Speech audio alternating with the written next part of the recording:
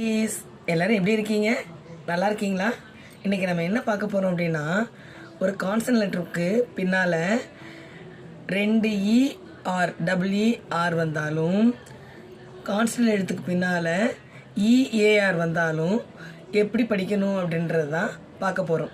இப்போ ஒரு கான்சனன்ட் லெட்டருக்கு பின்னாடி WER வந்தால் ஈயோ அந்த ஆர் வந்து சைலண்ட்டாக சொல்லணும். அதே போல் ஒரு கான்சனன்ட்டுக்கு முன்னாடி EAR வந்தாலும் அதை என்ன பண்ணும்?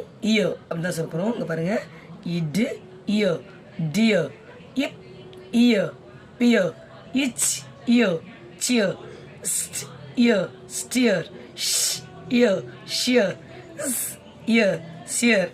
அடுத்து EARக்கு பார்த்தீங்களா?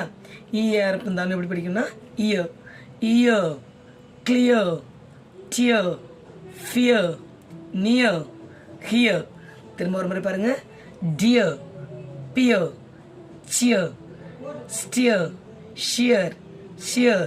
EAR வந்து பாருங்க, ஈயோ, கிளியோ, டியோ, ஃபியோ, நியோ, ஹியர். அதே போல் ஒரு கான்சனன்ட்டுக்கு பின்னால் AIR அப்படின்றது அந்த 3 எழுத்து சேர்ந்து வந்தாலும், ஒரு கான்சனன்ட்டுக்கு முன்னாடி ARE அப்படின்ற இந்த 3 எழுத்து சேர்ந்து வந்தாலும் இதை எப்படி படிக்கணும்னா AS சவுண்டு. இதுக்கு என்ன சவுண்டு? ஏ. இஹ் ஏ, ஹே, இச் ஏ, சே, இப் ஏ, பே, ஸ்ட் ஏ, ஸ்டேயர், ஏ, ஃபேர், ஸ்டேயர்.